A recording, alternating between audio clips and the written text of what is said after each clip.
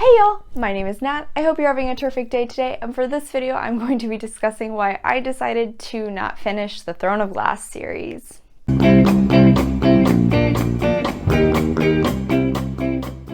Throne of Glass is a YA fantasy written by Sarah J. Maas that revolves around this young woman named Selena Sardothian. She was once the best assassin in the land, but by the time we meet her in the first book, has become a slave in the country of Adralon. I started on this series because it was recommended to me by my best friend Allie, and it is her absolute favorite, so I decided I would try and read it. I chose this as my recommended by a friend for my summer reading bingo. Although I was only originally planning to read the first book, I ended up continuing the series, and I actually ended up stopping at about 30% in Queen of Shadows, which is the fourth book in the series. I do want to preface this by saying this video is not going to be just me like blasting Sarah J. Maas and the Throne of Glass series, because there were aspects of the series that I liked just as much as there were aspects of the series that I didn't like. I am going to attempt to keep this as spoiler-free as possible. If there are any spoilers, I will let you know in advance. First off, I do want to mention that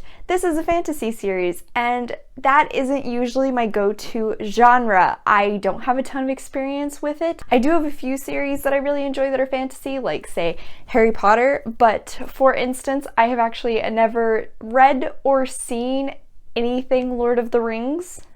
I know, I'm a terrible nerd. Starting off, let's talk about the plot in this series. Fairly early on, you can tell there is a impending war that is going to take place in this world. The king of Adralon has become incredibly power hungry. He censors people. He has managed to make it so that magic no longer exists in his country. He has multiple slave camps where he will send either rebels or criminals or people that just don't agree with him. Overall, I would say this isn't the most original plot. We've seen it before in multiple other fantasy worlds, but it could still be interesting with Sarah J. Maas's universe. However, it did seem at the end of the second book that how the plot of this series was developing took a sharp turn and suddenly changed, and personally, I'm not sure if I was a fan of the way the plot was developing because of that change. I really enjoyed the second book. It was probably my highest rated of the series, but unfortunately, the third book was my lowest rated thus far. So I definitely wasn't the biggest fan in where the story seemed to be headed. Along with that, there were some plot twists that were used in a few of these books that weren't particularly shocking. If you had kept an eye out for them, you would have seen them coming like I did. So although this plot might not have been the most original, I definitely was intrigued by it, and it was a strong aspect that kept me interested in the story because I was curious to see where this country and these people were going to end up by the end of the war, and who was going to be ruling, what was going to be happening in terms of magic and things such as that. Next up is the world building. As I mentioned, this was a fantasy series, so there were such things as magic and fae and witches and wyverns. The fae were probably the most important species we really saw. In this universe, the fae actually seem to be as though they were once the dominant race over humans, but have started to lose some ground because of people like the King of Adralon. All of the fae have different magic specialties. For example, some had ice, wind, fire. Currently in the YA genre, fae seem to be a fairly popular species, but this was my first exposure to them, and they weren't exactly what I was expecting. I mean, when I think of a fairy, I have a certain mental image, and these certainly didn't fit that, which was okay. It just was something I had to get used to, but weird. However, for the beginning of the series, because majority of the storyline has taken place in Adralon, where magic isn't possible, we don't see as much magic as I would have hoped to by the time I'm entering into the fourth book. Magic was fairly important in the third book, but actually seeing it wasn't nearly as prevalent as I would have expected. So unfortunately, that was a bit disappointing for me. Next up, this wasn't my favorite, but I guess I wouldn't say it was like a big turnoff, which was Sarah J. Maas's writing. As I mentioned previously, the plot wasn't incredibly original and plot twists were kind of easy to spot coming. And the writing itself wasn't incredibly flowery. It was fairly to the point, which made sense when the focus in the story was much more on the plot and the politics and the war that was coming. So the writing did its job in keeping me interested in the storyline. However, that being said, there did seem to be some repetition. For example, I remember seeing purred in terms of dialogue used quite a bit once we were introduced to Faye, and that was a bit odd for me. I mean, they're fairies, not werewolves. Another one that I saw reused a few times was the expression brick by brick or stone by stone.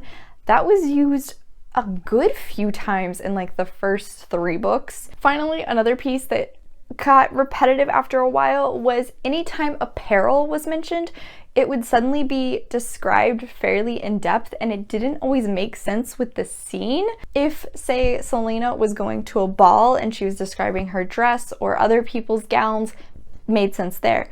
If she was discussing her new assassin suit, made sense there. But other times it would just be kind of out of place, and it was like, I don't care about what this person's wearing. So, as I said, wasn't the best. Did have a few drawbacks. Finally, the characters.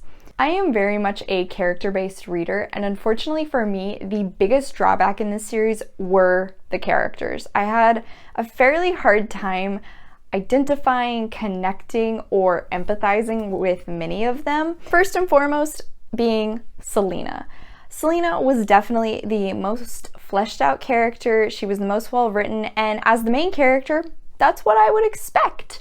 However, she is very much a dislikable person, and as a narrator, that's okay at times. But she was incredibly abrasive, she was very judgmental, she was way too emotional, a bit immature for all of the things we are told she has gone through.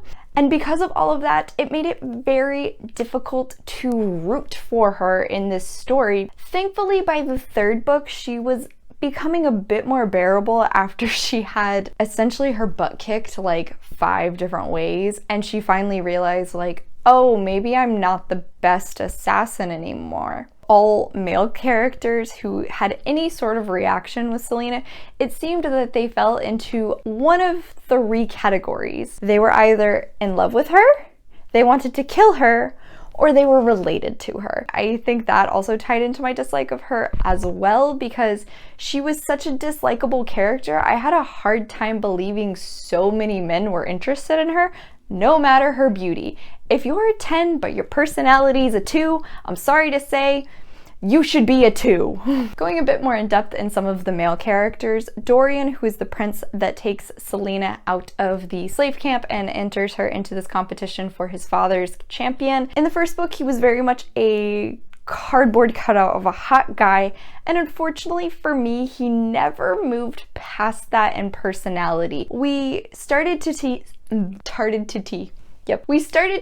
some developments in his plot, which were interesting, but because he didn't have much of a personality to connect with, I didn't particularly care about what was happening in his plot lines. Those plot lines were mostly romance-based, and that's not really why I got into this series. Next up is Cale, who although was also a cardboard cutout of a hot guy in the first book, however, I was interested in the fact that he was the king of the guard and had a interesting struggle between his loyalties to the throne and then his loyalties to himself when he starts to develop romantic feelings towards Selena. Seeing him struggle between these 2 sides of himself definitely kept me invested, and by the 4th book, Cale had actually developed into a fairly gritty and jaded character that was so much more interesting than the original hot dude we were introduced to at the very beginning. I do want to give a special shout out to Manon, who was a witch that we were introduced to in the 3rd book,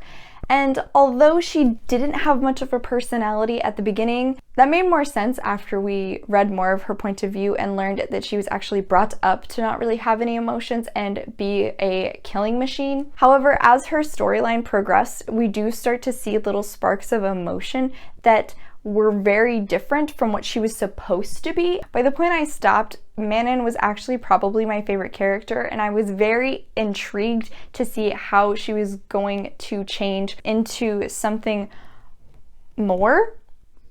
Didn't know what it was going to be, but I knew it was going to be something. I do want to mention two characters who I greatly enjoyed and wished we saw so much more of, which was the villains. First, the king. At one point, we actually got to see a little bit from his point of view, and he is ruthless.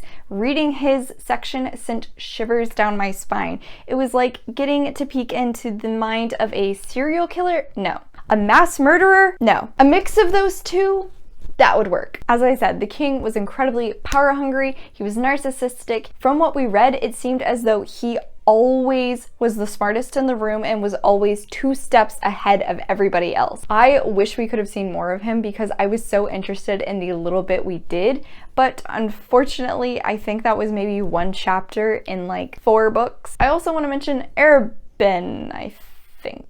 Arabin was the king of assassins who adopted and trained Selena to become the best assassin in the land. Arabin was very well characterized. I almost want to say he was written as though he was an abusive partner to Selena because they had a very interesting dynamic where you weren't sure if their relationship was father-daughter, brother-sister, if they were lovers. Personally, I would have loved to see more of him on the page and more interactions with Selena, but he didn't really become a prevalent character until the 4th book after we saw him in the novellas. In the end, this series was just no longer holding my attention. It seemed as though my enjoyment of the plot was actually declining, and I wasn't sure if I was going to enjoy how this storyline was going to continue progressing. By this point, wasn't very interested in any of the romantic elements because many of the main characters just did not interest me anymore. Across the board, I seem to be rating it in the 3-star range,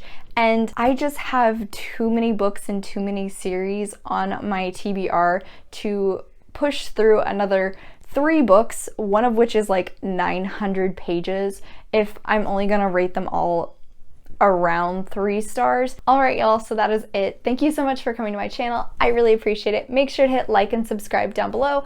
I come out with videos on Monday and Friday every week, but until then, I hope you continue to have a terrific day. Bye.